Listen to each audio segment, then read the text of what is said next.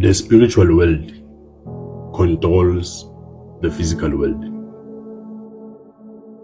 The Bible says in the book of Psalms 127, verse number 1, from NIV, it says that unless the Lord builds the house, the builders labor in vain. Unless the Lord watches over the city, the guards stand watch in vain. I had a question to say, if God is spirit, as John chapter number 4, verse number 24 says, because it says that God is spirit, and they that worship him must worship him in spirit and in truth. So if God is a spirit, what do you think it is the importance of these builders in Psalms 127, verse number 1, to have God involved? Because the Bible says that unless the Lord builds the house, the builders will labor in vain. And unless the Lord watches over the city, the guards stand watch in vain. And these people that are being referred to here in Psalms 127, these are the people who are doing things that seem or things that appear to be so physical. And if physical people are involved in a physical work, what do you think it is the importance of involving a God who is a spirit?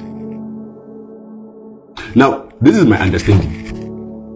When God is involved, if the Bible says that unless God builds a house, they that build, they labor in vain.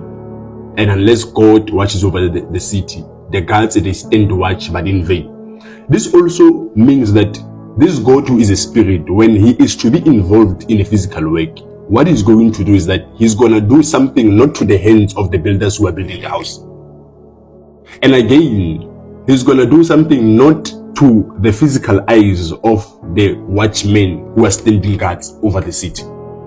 But what God will do as a spirit, he will influence, or he will have a way of manipulating the mind, or maybe improving and upgrading the mindset of the ones who are involved in this physical work. Because when you begin to have God involved in the mind of a person, things that this particular individual will do will begin to amaze even people who were doing things in an ordinary way. Because the supernatural is only supernatural when the super is involved in the natural. So unless God builds the house, they that build it, they labor in vain. Unless God watches over a city, they that watch over the city, they watch in vain.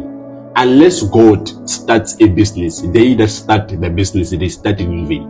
Unless God chooses a course, they that chooses a course, they choose it in vain.